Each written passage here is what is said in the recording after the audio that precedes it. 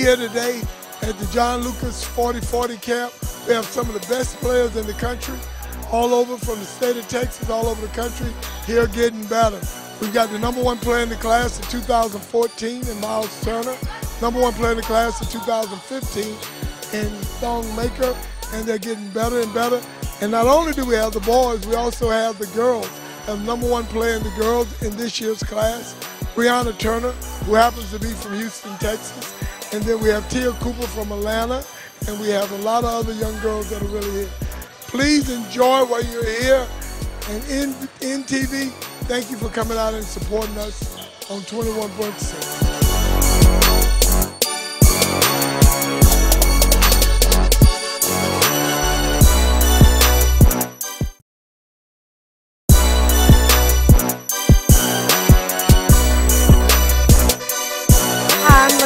With Yes Live, and I'm standing here with Clark Francis. Clark wrote a book to give some knowledge to these children about how to go about being recruited the correct way, and to also help the parents help the children. Clark, I'm very excited that you have done this for the youth. Well, thank you very much. The book is How to Get Recruited, and it's on the recruiting process and what do scouts look for in players, the academic stuff. And recruiting is really about relationships, so it gives a great overview of everything in the grassroots basketball world and the context that the players need. And again, different levels of basketball in terms of schools, and again, the top schools academically, and just all the things that, questions that parents ask me and things that they need to know about the recruiting process. And again, recruiting is all about building relationships, and one of the big misnomers that most people think is that you can't recruit the school, and you definitely can. And unfortunately, in this day and age, there's so many rules and regulations that restrict the recruiting process from the school standpoint. It's tough to build those relationships. So that's one of the big questions. How do you market your kid? How do you build relationships? If you're one of the top 1% or less, they're going to find you. If you're one of those other players, you're trying to get a mid-level scholarship at the Division I level, or Division II scholarship, or financial aid at the Division III level, you know, what are you going to do to help enhance yourself, to put yourself in a position where you're going to find the right fit? And in this day and age, at the Division I level, there are over 500 players per year that transfer. That's a disaster.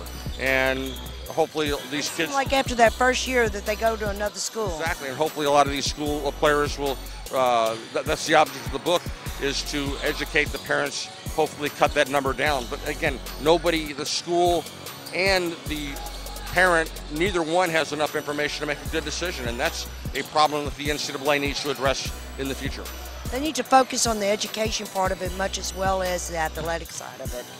I've always said that. You know, a lot of people go out there and they say, okay, this is the school I'm going to go to, but is it going to help you further what you're wanting to do for a living?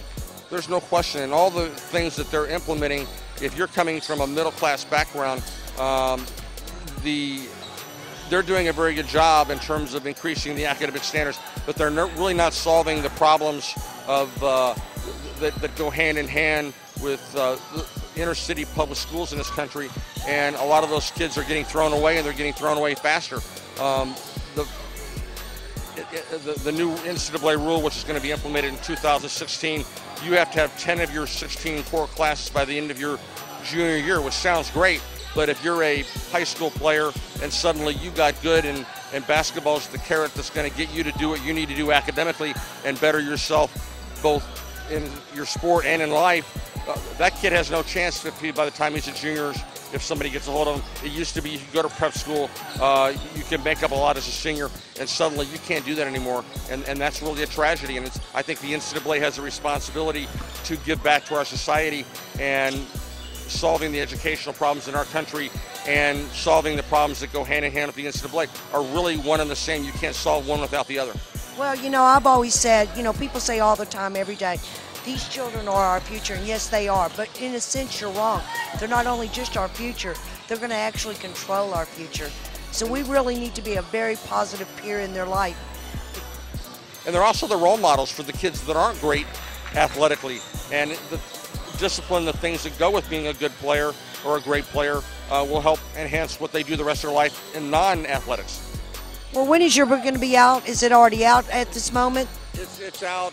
You can buy it on our website, and we're in the process of getting it.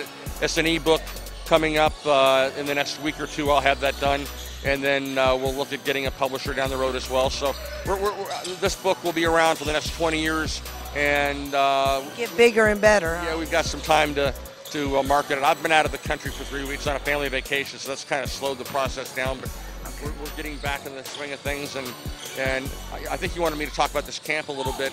You've got, first of all, from what I understand, you also got John in this book as well. Well, we do, and again, he's a very pivotal player in terms of the grassroots basketball business. He might be the most important person in the business at this point because of all the events that he does and the training. And the different levels. And his relationship with the NBA players, top 100 camp. And again, the whole business is about relationships. And from a basketball standpoint, the name of the game is to get better. And nobody gets players better at all different levels than John Lucas. And again, he's been doing this for a long time. He's not a rookie in terms of all this. And the list of players that he's developed and really helped make their career is endless. And he's gone through, he's had his own share of adversity over the years, and he knows what it takes to when you have to suck it up and get over the hump and overcome something. And he's really one of the good people in the business at this point. So, but in as for this camp, you have at least 3 McDonald's All-Americans on the men's side in this camp, and maybe more, and 3 or 4 other guys that have really, I think, enhanced their value of their stock and helped make their reputation, who are going to be big-time players.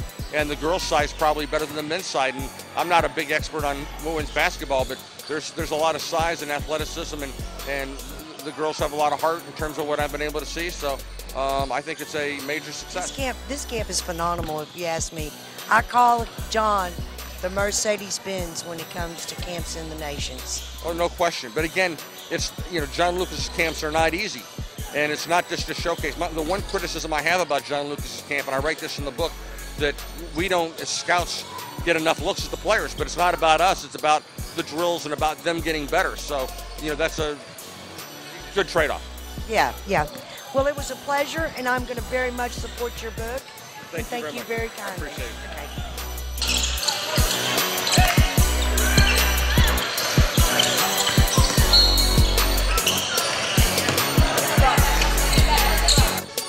Hi, I'm Lynn Meadows, and I'm back, and I'm standing here with Brianna Turner. Brianna, could you tell me a little bit about yourself? I'm a senior at Manville High School, and I'm committed to play basketball at Notre Dame. And this past summer, you were doing what? Playing with USA Basketball, we won a gold medal. What was the experience? What was it like? It was a really great experience, surrounded by a lot of great players, so it was a really good atmosphere to be in. And today you're standing here at John Lucas's 40-40, and what is your opinion of that?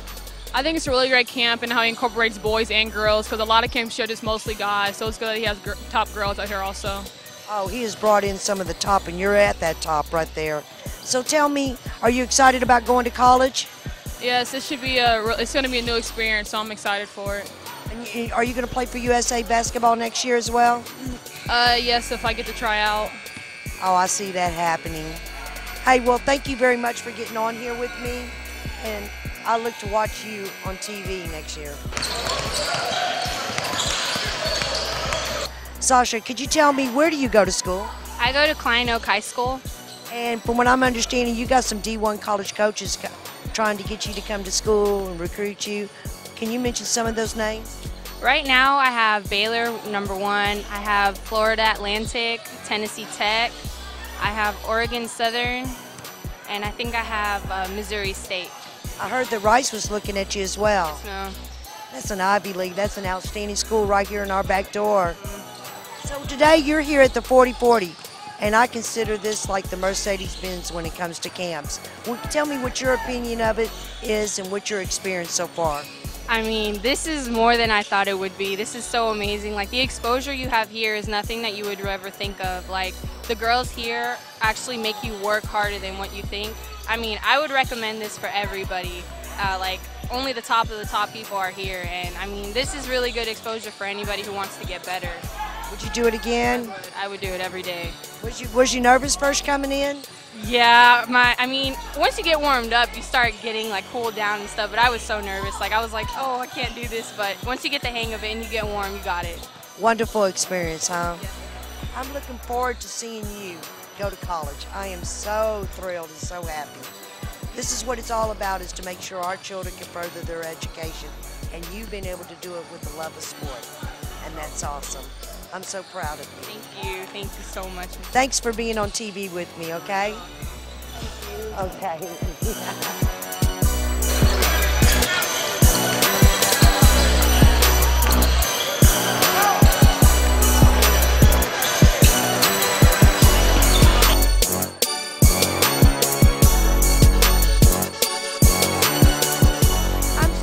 With Nadine Demond, that's out of Virginia, and she actually went all the way.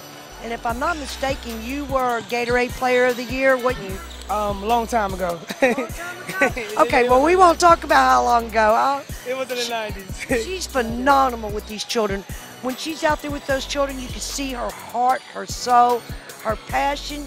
She's there for those boys. She's there for those girls. It's amazing to watch her with these children, because it's not just like, I got to get this job done. No, I got to make sure that this child knows how to do their job. Thank you. Thank you so very much. So tell me, Nadine, what was it like when you were growing up playing basketball? A lot different than now, isn't it? No, not that different. The competition, the competitiveness is still the same. You know, I came in an era that basketball made a big surge, and when everybody started thinking about going to the next level. So I was blessed to have the opportunity to do USA basketball and you know, all the big tournaments. I didn't even know that. Yeah, I did. Isn't that awesome? Yeah, I did a couple things like that. So I've been able to coached by some of the great coaches in this business that's been in the game, such as Coach Stringer that I played for, and then Beth Burns, and all the coaches that right now are, like you would say, pioneers of the game. And I was able to be under those guys, so I'm excited about that. Well, let me tell you what pushes me and what's my passion on the girls' side. I feel like just as you stand here, you've got sweat all over you, okay? All right. And it's not only coming from your heart and your soul, but it means a lot to you. And I don't feel like the girls get quite the recognition that the boys do. So I'm hoping that with you, John, me, a little bit of the audience out there, maybe we can make that difference. Well, definitely, just being committed to the women's game, that's my passion, that's my dream. And to have people like yourself and John committed to us to get to the next level, it's going to be a tide to churn, you know, a new person coming in the tides. And with great players like Brittany Grinder, Skylar Diggins, Cappie Pondexter, Epiphany Prince, and I could just go on. And a lot of these young ladies, these are opportunities that we need to grow the women's game. It's not a women's game, it's not a boys' game or a women's game, it's just basketball. And they have to understand that, and that's all we want. We want skilled players to make it fun and just grow the game and take it to the next level. Okay. Well, can you tell me what do you think? What is your opinion of this camp here? What do you feel, what kind of atmosphere we have as far as talent? Oh, I love it. I love it. I feel like we have some of the best players. We have the #1 player, Breonna Turner. Then we have the Dejanay Boykins. Then we have the players out of Virginia, like, you know, with Tajay Cole. So we have a lot of great talent in this building. And the thing is that the guys and the girls got the same kind of teaching. And it was the same kind of level. Everything was taught except on the level of getting better. Growing the game, get better. I seen you out there yesterday with Thon Maker. Yeah. I was like, wow, that boy is phenomenal, isn't he? He's something special. Oh, isn't he? He's so when special. he went up for that dunk and he was up in the air, I thought, oh, Lord, look at this. Oh, man. I mean, that's the thing, that the game in this environment and how exciting it is, I mean, it's just good basketball. It's just wonderful basketball, and to see young people come in and get better, that's the bottom line, because that's what John is so committed about. 40-40 is not just about coming out here to showcase your talent. It's also learning and growing, and that's the wonderful thing about this experience. Well, I don't know how you feel about it, but this is what I say. It's like John has took the women and the men's side, youth women, youth men, put them all under one roof and said, okay, let's make you the future stars of tomorrow. What made John was always special. He's always been innovative about the whole concept of women's basketball and men's basketball, because he just thought about basketball. So he never looked at the gender-based in a sense. He just wanted great basketball experience. And that's what is so awesome about this time, because he's been working with the pros. He's done some stuff previously, but him to make such a huge impact on the youth level, on the club ball side, is just so phenomenal. That's what I'm so excited. I noticed out here about the pink ball. Can you mention that to me and tell me what that's about? Oh, well, me myself being a woman, And breast cancer is very, very huge for me. And I feel that we need to support it because, it's a disease that people need to address. And what's so wonderful about yourself and John, that the young ladies were able to play the games that we had here in ping balls. And just to represent to show that we are supporting breast cancer and how we want to make sure that we eliminate this this crisis in the women's game. This is the one thing that a lot of people don't realize. They think, oh, it's just basketball. No, it's actually basketball that can be a resource for all different things. Yes, it's a facet, an opportunity for a lot of things. Yes, it is. Nadine, I thank you so much Thank you. for being on TV with me, but most of all, I thank you for having the passion that you have with these children. Thank you so very much. Okay. Hi, I'm standing here with Brian Joblett, that is part of the Houston Hoops. And the Houston Hoops is kind of like, I would have to say they're a legend in their own time. They were one of the original first teams to kind of put the pace to the traveling of teams. Am I correct, Brian? Yes, that's correct on the boys' side. Yes, yes. But you have a daughter that's playing, correct? Yes, yes. We went to Cypher Shock this year, who's a Nike-sponsored girls team, and we formed the Nike National 2015 team, and we had a lot of success over the summer. All of our girls are 2015 girls. All of our girls are here in the camp. We have about 10 kids in the camp, and they're performing well. And your daughter's name is? My daughter's name is Brooke Jolivet. She's number 16. And was she tired last night when she left here? Just a little bit after 8 hours of basketball, yes. Would you say it's worth coming to? Oh, yes, yes. I think the experience of competing at a very high level with kids from across the country has been very, very good for our girls. And I think a lot of the tutorials, discussions from John and a lot of other coaches has been very, very good for our girls. Oh, was you in the room yesterday when they took the girls in there with the young college girls? Yes, yes, I was in there. And I think it's very, very good for the girls to hear from girls who are actually playing, because they hear from their parents all the time. And it's very good for the girls who are playing. It kind of reiterates the same thing that we've been teaching them all year. And I'll be seeing Houston Hoops tournaments this year, plus Brian Joblett flying all over the place, taking his children to play, correct? Yes, yes, it was tough. We had tournaments in July, hosted in Houston, and I was traveling with my girls. We went to Tennessee, Kentucky, DC, and Greenville, South Carolina for Nike Nationals, and I had a tournament going on over here as well. It's a lot of love and passion for the game to do this. I think when you realize, for me, I played college basketball, and I was a poor inner city kid, and what basketball has done for my life, I have a commitment to helping other kids achieve some of the dreams that I've achieved in life as well. And basketball is not the end, it's a mean to the end. And you use basketball, go to school, get your college education to get your degree. My son just graduated from American University from playing basketball. He's living in Connecticut, he's got a great job, and he followed the script to the T with me, so I'm trying to teach other kids to do the same. Brian, I appreciate you getting on here, and believe me, I'll be in the airplane with you this year going to Nike Nationals. You're not leaving me this year. Okay, thank you very much, Lynn. Bye. Bye-bye, bye-bye. I'm standing here with Miss Dennis, and she has flown in with her daughter from Chicago, Illinois. Tell me, what do you think about the experience of your daughter being here so far? It's been great. I don't think she's worked this hard in a long, long, long time when you're considered to be kind of at the top of your game. And my daughter's a sophomore, so she's one of the younger players here. This has been absolutely great for her. Was she tired last night? She was exhausted. She asked for a little bit more food, and then she showered and crashed. Do you think she'd want to come back again? Oh, absolutely. Absolutely. She would love to come back. It's, for us, it's kind of bittersweet. It's sweet in the sense that she gets to experience it, and that we've been fortunate enough to afford her the opportunity to experience this. It's bitter in the sense that we have to travel so far, right? Wow. I understand that. I understand that. I was telling people a while ago that, you know, as far as I'm concerned, John's like the Mercedes-Benz in the nation when it comes to camps. Well, it's been great, and this probably has been the most comprehensive camp that she's been to. Obviously, there's all kind of camps, and just about anybody who can get the keys to a gym can, you know, facilitate a camp of some sort. She's gotten to see college players, gotten to talk to them, gotten to hear firsthand what their experience is.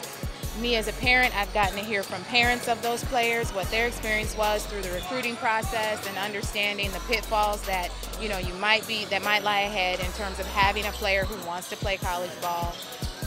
Looking at the coaches who've either coached, played at the highest levels, and getting the feedback from them on just your skill set and your game and what you need to work on, not just in terms of the game of basketball, but even your mindset, right, and your attitude and your behaviors and how they play into how you're viewed, right? Listening to Clark Francis, talk about one of the top players in the country who's out of Chicago, one of the young men, and having him speak from a national perspective on how his attitude was perceived and how his behaviors were perceived, not his skill set, but how his behaviors were perceived and how that impacts what opportunities you may or may not be afforded. All of that is so comprehensive. There's so much more to basketball than just putting the ball in the hoop. Are y'all planning on coming to Louisiana this year? We are. So we're bringing 2 boys teams actually. So I don't know. My husband's really the coach, so I'm kind of his proxy, I guess, this weekend. Well, I'm going to be looking for it. Boys teams. I don't know if there's a girls team. Yeah, but I know there's a boys team, 2 of them coming down. So. Well, I'm going to be looking very forward to seeing y'all in New Orleans. We're looking forward to it. You have a blessed one, okay? Yep. All right. Thanks so much.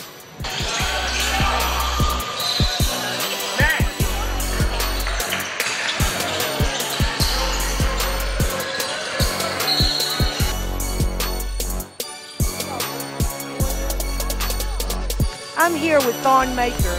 He's approximately about 7 foot tall. Yesterday I seen him go up for a dunk and oh my God, this child must have been about 1.5 feet over that net. My heart just started pounding so hard I couldn't get over it. Thon, talk to me. Tell me, where do you go to school? Where do you live? I go to Carlisle School in Martinsville, Virginia, and I've been living in Virginia for the last year, going and a half now. So tell me, what is it like to come down here and work out with John? Because I know you hit the lab with him quite often, don't you? Yep. I've been working out with Lucas for the past 4 days and have always been working out with Lucas. And it's a blessing because you get to work with some of the best guys that has been in the NBA and know what they're doing.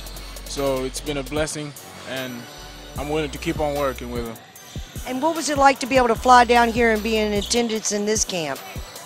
Well, it's a test because he always has some of the best high school players in his camp, so it's a test for you to put all the drills you've been doing at home by yourself with your coaches, put them to test against the players you're going to play up in the future against.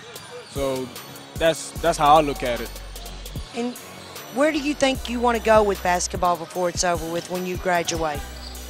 Well, I'm looking forward to college, that's one thing, and also looking forward to ending up in the NBA and finishing my career over there. Oh, well, you know what? Believe me, Miss Lynn's going to come to one of your games, and you're just going to take care of me. Are you going to remember me? So tell me, what do you think about the top-ranked nation, highly girls and boys being under one roof? Well, I'm watching the girls right now, and they have something special. They're working real hard, and that's a good thing. With the boys, some guys are slacking off. Some guys are really pushing themselves, making a name for themselves, which is good. And at the same time, you can't slow down. You have to keep on going. But so far, it's been something interesting with some of the guys down here right now. They're playing real hard at it, so that's good. How long are you going to be in town? I don't know. I got to go back to school. That's one thing. Okay. I have to go back and compete with my books. That's the one thing. Hey, I like that. Compete with your books. Well, Thorne, I appreciate you getting on here with me. And remember this, Miss Lynn. I'm here with Justin Jackson, which is out of Houston, Texas, and we're at the John Lucas 40-40 Combine.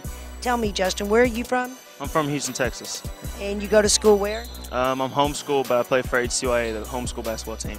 I seen you on the court yesterday. You have got the eye for playing basketball. And how tall are you? 6'8". 6'8". And where are you wanting to go to college? I'm actually verbally committed to North Carolina. Really? And how far do you think you want to take basketball with you in education-wise in your life? I mean, basketball-wise, of course I want to make it to the NBA. But going into college, I'm just going to try to get an education. If the NBA comes, it'll come. Hey, I like that. What do you want to be? I'm thinking about business, so maybe finance or something like that. And tell me, what is your experience working with John Lucas, and especially being at his camps? You know, I've worked out with him before. You know, just gotten in the gym with him quite a bit, and then I've also participated in some of his other camps. So, I mean, I've known him for a pretty long time. And how do you feel about it? I mean, do you feel like he is the person you need to be with? He's definitely, he tells you what you need to get better at. You know, there's a lot of people that'll tell you that you're good, that you're going to make it to a certain level, but he definitely tells you what you need to get better at and what if you get that accomplished, what you can do. Okay. Well, Justin, I appreciate you being on here with me, and I'm looking for you. And I'll bet you I'm going to see you NBA one day.